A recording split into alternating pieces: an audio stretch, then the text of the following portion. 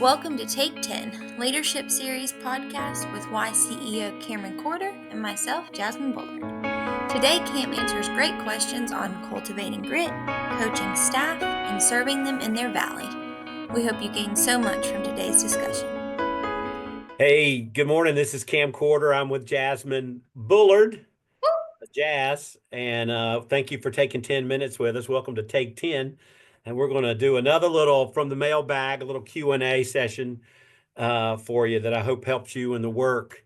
Because our goal is really to motivate and inspire and encourage you in your leadership journey. So, Jazz, thanks for giving us some time from up in the beautiful mountains. I bet it's nice up there today, isn't it? Oh my gosh, it is. It is beautiful. Yeah, that's great.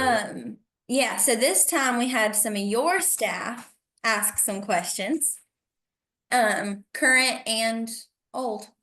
But the first question, which I think you'll really like, is how do you cultivate grit among your staff, especially in a world that's fast-tracked to leadership? You know, what kind of gritty advice would you give your young leaders? Excuse me for coughing. I got a little tickle there. I don't know if you can teach grit.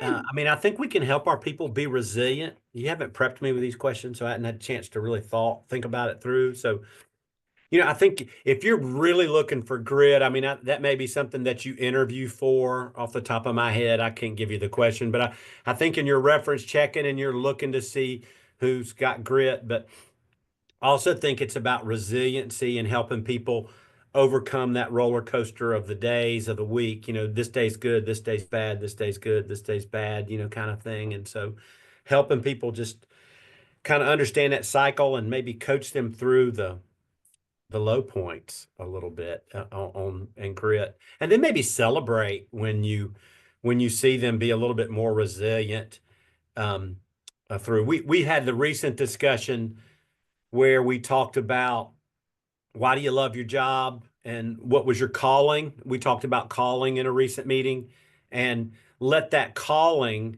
be what helps dig you out of the low points. You got to reflect back on that calling. So maybe as a boss, having those conversations with your team, knowing what their heart is and why they're doing that job. And then when they're going, hey, this member's mad, this parent's mad, my spouse is mad, whatever the issue would be, that you can say, hey, remember, let's just go back to why you're doing this, what's important to you, and let's reflect on that, and let's reflect on these good days, and kind of get through it. And then not to minimize. I think that's been a mistake I've made in the past, is to kind of go, oh, that's nothing, not to minimize maybe their anxiety.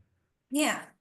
I just to feed off of that, I love what you said, especially with the why as a Christian organization, to be able to really empower the kingdom mindset, right? Like it is about your purpose and you're calling it. The day to day can make you feel kind of stuck right where you are, but really we can put our best foot forward when we remember like there's a long-term persevering goal out there that we're called to. So I love that.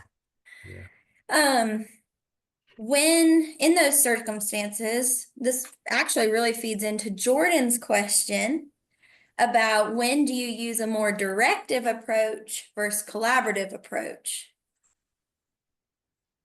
Direct. So what do you think Jordan's talking about? Direct and as a supervisor? Probably as a supervisor, yeah, I would think, especially like you were saying, like coaching him in the valleys. Yeah. So now thinking like, when are you going to be very directive, and not minimize? Which, or maybe that does sometimes minimize, but collaborative approach. Yeah. Maybe this isn't collaborative, but this is on my mind because I just came out of a meeting where we discussed this. We were talking about hospitality, and drawing some examples from the hotels and restaurants and other service industry, and how does that relate to us? And as we talked about, the quote was, if I get this correct, that when you can show hospitality by giving criticism, and that criticism shows investment. And so, but I think maybe being hospitable, the discussion was around, instead of blowing up the 17-year-old employee that's on their phone or too much, or that's late, that's not punching in and out at the right time, always has missed punches.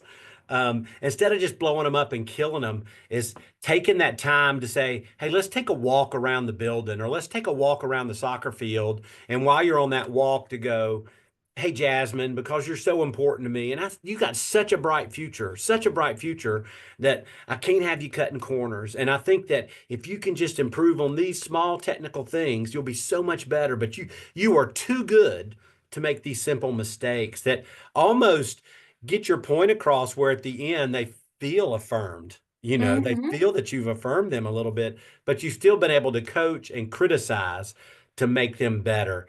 And that takes, well, I'm speaking for myself, giving criticism that way takes rehearsal. I've got to gear myself up for that discussion, or I blurt it out.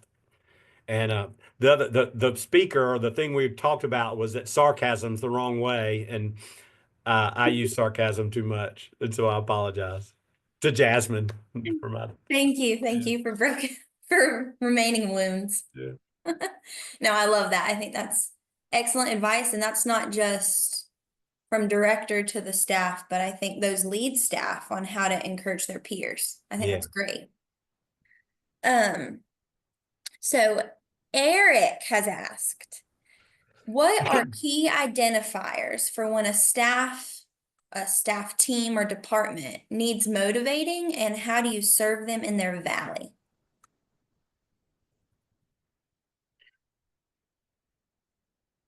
Um, Identifiers for me, so I'm just telling you, for me, are is body language is one for me. Mm, That they've got scowls on their face. They sit in meetings with their arms. Now I sit with my arms crossed up, but they sit like they're mad at the world.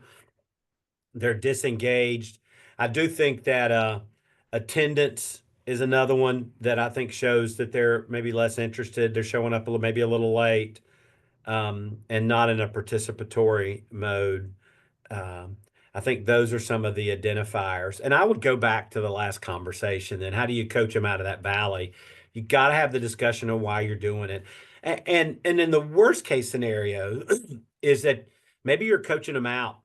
Hey, you're at a low. This job is not for you. This mission and this calling is not for you. You would be much better in this type of job.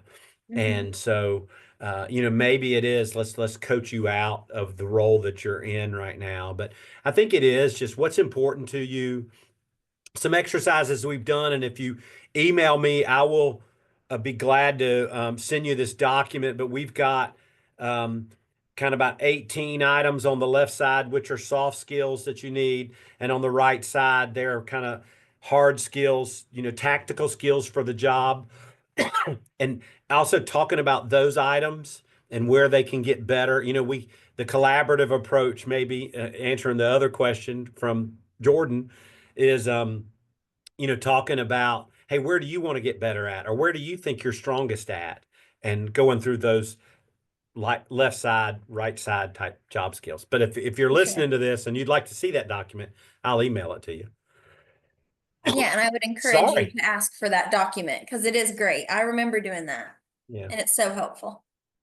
Those were our big three, or yeah, our big three questions. But I think just what you were saying to really drive home that calling and purpose, um, just being able to remind them of that every day, which I think the why already kind of does, but like naturally, organically, the why is about doing something that matters every day. Yeah. So I think it's the best opportunity for all of those young leaders and the people who've been there for so many years. Sometimes they need a remotivating too to remember why they're there. Yeah. Excuse me for coughing so much. We're gonna have to edit all this out. Golly. If I was good enough to do that. I think the tenor, the key to all three of these questions is just have good communication with your team. Talk to them, spend Mhm. time with them. Try to figure out where they're at and what's going on. A lot of times, and we're doing this new thing. I'll give. It's called Work Well, and so weekly, our staff check a box. There's like 6 questions, and it's a smiley face. It's green. It's light green. It's yellow. It's orange. It's red. And excuse me, they evaluate themselves each week. And the goal as a supervisor is to look at that and then check in with them, just a short check in each week, and just say, hey, I see everything's good. Anything I can help you with, or I noticed you were a little lower score this week on an issue. And typically, what I found out in the first couple of months of doing this, here we are into February, 1st of March, 2 months in of trying this new exercise, is the not the work-life balance, but that first question, it talks about, just that life balance. It's exterior factors are affecting them at work. It's Mm, dealing with an aging parent, sick child, car broke down, things that have given them stress during the week are not Y related. And so mm. how do we help them through some of that balance?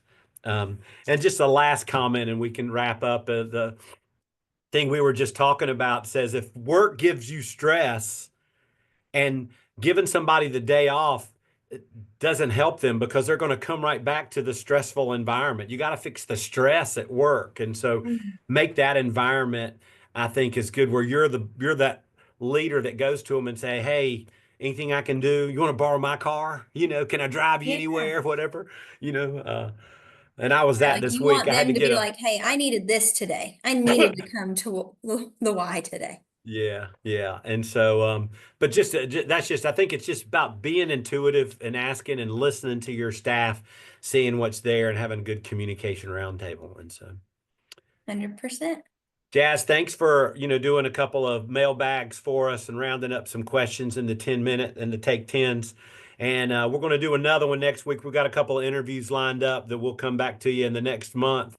If there's anybody you'd like us to interview, or if you want to participate, and actually a couple of you have reached out and said they've got people on their teams that would be good, and we're gonna create some of those opportunities. But just remember that you're important to us. We want to inspire your leadership, motivate, and encourage you. Share this, subscribe to the YouTube channel online, and Jasmine gets paid from the number of subscribers that are on there.